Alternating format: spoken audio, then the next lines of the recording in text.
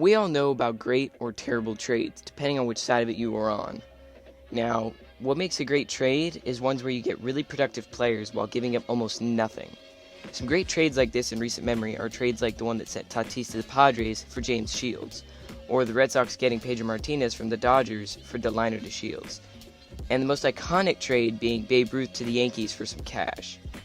But the greatest trade in recent memory you've probably never heard of. And this trade got a team an MVP, a Cy Young Award winner, and an All-Star position player. And because of this trade, they ended up winning the World Series. Now, to pull off a trade like this, it takes three things. Number one, a really good analytical front office. Number two, a good scouting department. And then number three, a bit of luck. So, enough mystery with the trade.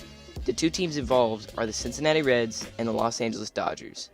And the only reason this trade was made possible was because of a resurgent year that Matt Kemp had in 2018, when at the All-Star break he hit over 320 and carried the Dodgers in the first half, which set up a trade in the following offseason. The trade included sending Matt Kemp, Yasiel Puig, Alex Wood, and Kyle Farmer to the Reds in exchange for minor leaguers Josiah Gray, Jeter Downs, and Homer Bailey. So let's go ahead and analyze the two sides of this trade. In this trade, like I said earlier, the Reds received Matt Kemp, Yasiel Puig, Alex Wood, and Kyle Farmer. And they pretty much only gave up Jeter Downs and Josiah Gray, neither of which were in MLB's top 100 prospects. So as a Reds fan, you're probably sitting pretty getting Matt Kemp coming off of an 800 OPS season, Yasiel Puig, who had been a breakout candidate for years, and then you get a solid back end of the rotation guy in Alex Wood.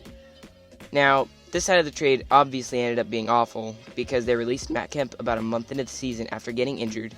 Alex Wood suffered a back injury during spring training, and they traded Puig mid-season. So they didn't end up getting a whole lot of production out of the players they received. So let's go ahead and see how the trade worked out on the Dodgers side. Well, I can speak from personal experience being a Dodger fan myself, that when this trade went down, I was freaking out because the Dodgers traded away 3 former All-Stars for 2 prospects I never heard of, and then Homer Bailey, who they released almost directly after they acquired him. So things weren't looking very good.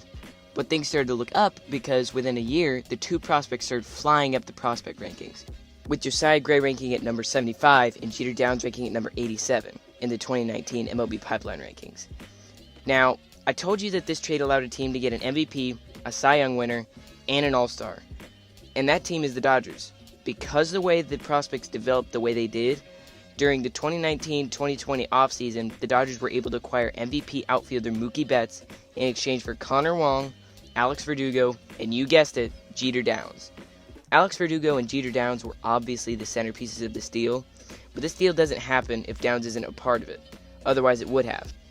And then on the trade deadline of 2021, a deal became official that included Max Scherzer and Trey Turner to the Dodgers in exchange for Keibert Ruiz and Josiah Gray. So, essentially the Dodgers were able to trade away Matt Kemp, Yasiel Puig, and Alex Wood for Mookie Betts, Trey Turner, and Max Scherzer. Now, is Kemp, Puig, and Wood for Downs and Gray the greatest trade in history?